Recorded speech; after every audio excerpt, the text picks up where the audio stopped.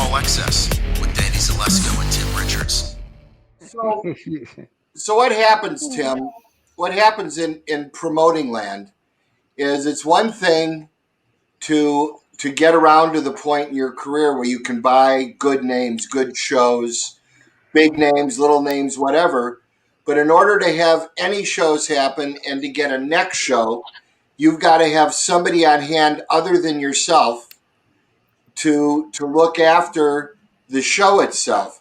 Like from my standpoint, as the promoter, I'll cut the deal for the show. I'll make the deal with the building or the hall, the venue, where the show is going to play on whatever date it's going to be, and we work out all those arrangements.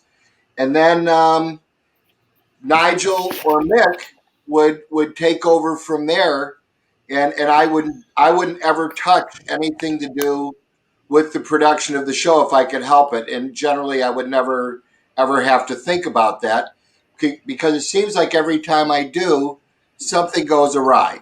So it's, I discovered a long time ago it was best for me to stay the hell out of the way.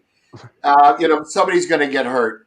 So one of these guys would be on hand after advancing the show by email and telephone calls and what have you over months or weeks or whatever. So the day of the show, the band will come in and Nigel or Mick would meet them with the crew, and there's catering already there, and there's security in the building, and there's stagehands ordered, and off we go, and the show's getting put up. They have breakfast, they have lunch. I don't think they do any work. I think they just eat food all day long, and and then I show up and we have dinner, and the eating continues. But seriously, without these guys, I don't exist. I don't have shows. Right. I'm not going to tell somebody about flying points and rigging and trim. And I mean, I'll use these words in a totally different definition, but not when it comes to concerts. I'll never forget the first time I heard the trim height. I'm going, what am I, in a porno movie? No. Anyway. So, I mean, Tim, that's pretty much it. But you can dig away some layers deeper. Ask these guys anything. They're an open book. Well, yeah, guys, I definitely look. We have known each other, and through my years of radio and doing shows, we have worked together. I've probably driven both of you nuts at some point along the way. But I think where I want to start, and let's go with Nigel first. Then Mick is like, and you guys tag team. Tell us, like, from nuts to bolts, like, what do you guys do? And obviously, there's not a lot of catering, and your job starts long before the day of the show with advancement and all that. So tell us about, like, take us behind the scenes and all of what happens. Well, as Danny said, once he's bought the show and he's done all the financials with it, he would walk into my office and give me a file and go, let's take Journey. You're wearing a Journey shirt. Journey, let's say it's mid-90s and they're in 10 or 12 trucks. So at that point, I'd take over. I would contact the Journey production manager, and he would want to know as much information about the facility that they were coming into with all those trucks. And I would give him all the nuts and bolts about it. And then we would talk about what type of stage crew that he'd want, how many people, truck loaders, riggers, lighting people, audio people, and the list goes on. And then we'd move on to catering, and that catering's such a painful thing to deal with. It really is. I mean, you're feeding like 150 people. Sure. If you're in 10 or 12 trucks, then you're going to be in at least 7 or 8 buses, because there's 10 to 12 people to a bus, generally a crew bus. Right. So, and then the bands come. Generally each band member has his own bus. So in the end, you're ending up with 12, 13 buses, 150 people. And then you've got to feed the local crew as well at the same time. Because if you tell a local crew to leave, and go find food and come back, you'll never see them again. So you kind of have to lock the gates and feed them and keep them there so you can put the show up. So then then once we've gone through everything and we've set everything in place, I would send him all my notes. He would send me all his notes, and we'd both read through them. And if I had any comments, I'd call him back and go, hey, you know what? You made a mistake. Load in 7 o'clock and you've got it 8 o'clock. You know, small things like that.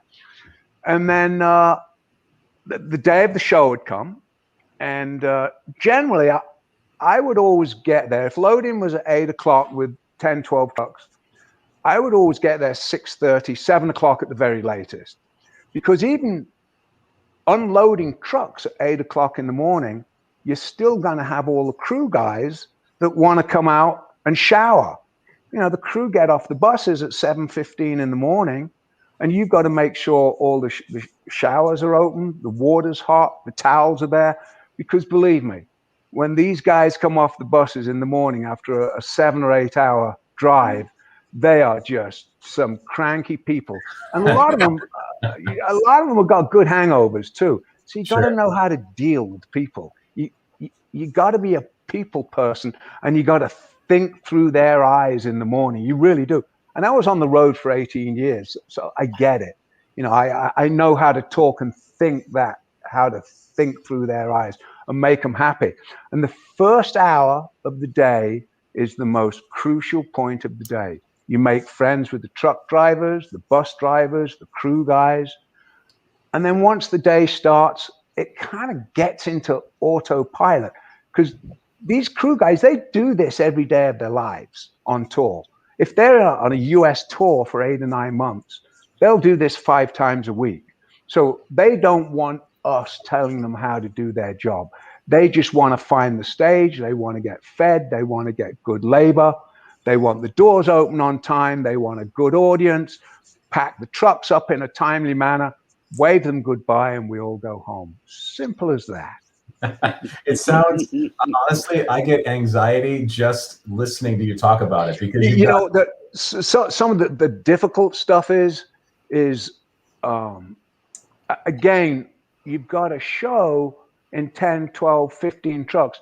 They're flying 125, 150,000 pounds in the air of equipment. When you're sitting out in the audience and you look up and you see all these trusses and all these lights and all this, the audio, you don't correlate that to any weight at all. But for us doing the advance work, you know, he'll go, the production manager will go, okay, here's the rigging points. We've got 115 rigging points and we're at 150,000 pounds. Can your roof take it? So you've really got to do your homework, and there's no ifs, ands, or buts. You got to be right. You cannot be wrong on these decisions. You can't tell a production manager, yeah, it'll probably take it. You can't do that. It's got to be, it'll take it. It's not going to take it. I've got a doubt about it. I'm going to get an engineering report, and I'm going to send this to some engineers. I'll go back to Danny and I go, hey, Danny, I need an engineering report, and it's going to be $2,500 to $3,000. He wouldn't argue with it. Do you really need it? We don't want it to come crashing down on everybody's head. So we get the engineering report, and the engineers will come back to us and say, you have to move these points here. You got to move this here. You made the right decision getting an engineering report. But there's a lot of times where if they're under 100,000 pounds and you know the roof's very capable of taking $125 or $150, you can comfortably say, yeah, that'll take it. We're good. Let's go ahead and do it. And by the same token, you've got to have really good local riggers that can go up in the air and hang this stuff. You need to have guys that really know what they're doing. I can't do it. I get dizzy when I put thick socks on, let alone going up into the roof. Indeed. So you've got to be logistics. You've got to be, great with people. making people happy. It's really working on different sides of your brain. Mick and Nigel, how do you guys do it? You're maestros. Well, Nigel just really summed it up. I'll fill in with a couple of things that I think are important.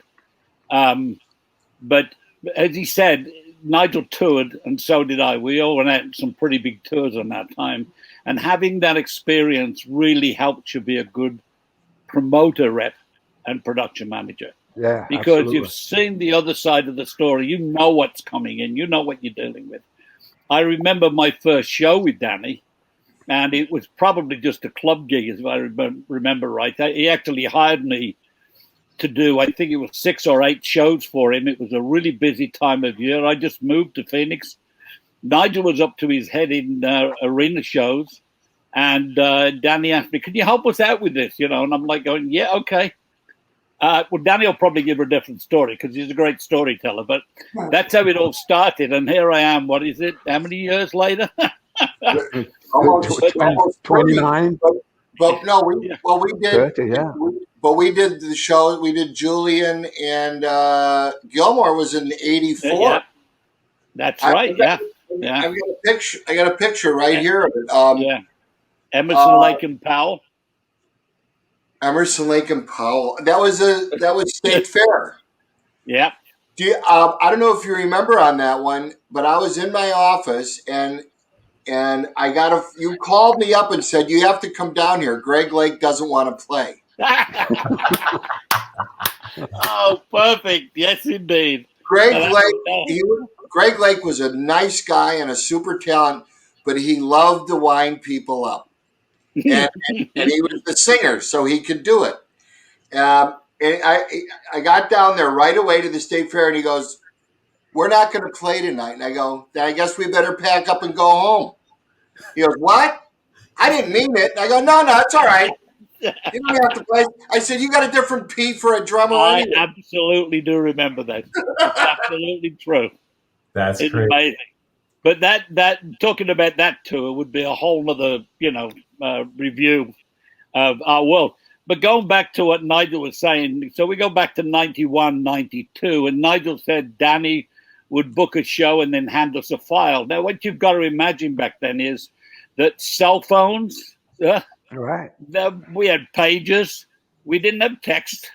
Well, we didn't have the, we were just that part of the world was starting to develop. But when that file was handed to Nigel and I, it was full of forms that we used to fill in by pencil, and we filled them in by pencil so we could go back and change the things as they altered. Yeah, erase them. Oh, yeah, we had erasers. How about that? We don't have those anymore. No computers.